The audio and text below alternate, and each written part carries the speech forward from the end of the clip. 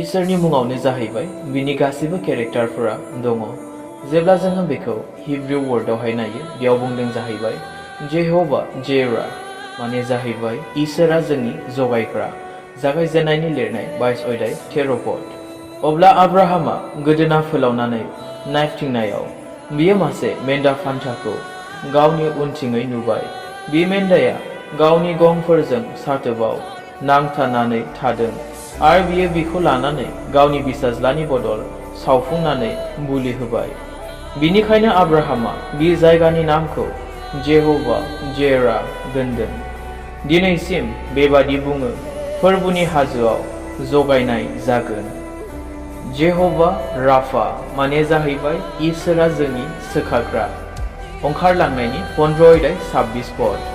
बियो होनदों आङो मोजांनि थाखाय जे हुकुमफोरखौ होगोन बे हुकुमफोरखौ नोंसोरो थालायै मानिनानै थाबायब्ला मिसरारिफोरनि सायाव आङो जे रगफोरखौ लाबोदोंमोन बे रगफोरजों आङो नोंसोरखौ साजाय होनाय नङा।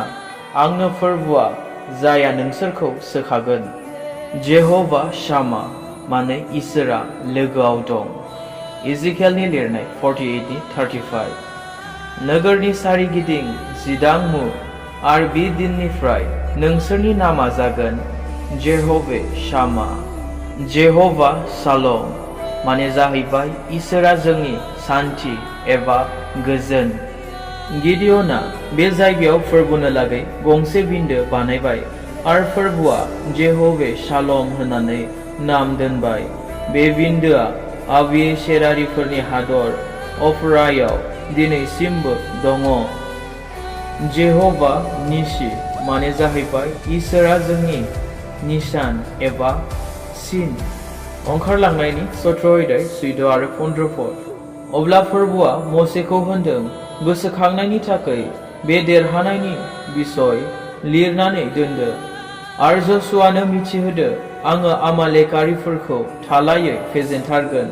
मसेआ गंसे बिन्दो लुनानै बिनि नामखौ जेह'भा निसि दोनदों। बेनि मानेया फोरबुआ आंनि निशान। जेह'भा रा माने जाहैबाय फोरबुआ आंनि लावखार। गितफोरनि नाम्बार 23। फोरबुआ आंनि लावखार आंहा थोआ जाथारनाय नङा। बियो आंखौ गोथां गांसो बारियाव फुथुयो। बियो आंखौ गोजोन होग्रा दैनि जिं जिं गुमबायो। जेह'भा सिदकेनु माने जाहैबाय फोरबुआ जोंनि धोरोमिया। जेरेमियानि लिरनाय 23 अध्याय 6 पद। बिनि आमोलाव जुदा रायजोआ बासायजागोन आरो इजराइलारिया गिनाङा जासे खामिगोन आरो बिनि नामा फोरबुआ जोंनि धोरोमिया होननानै मुंख'जागोन। आमेन।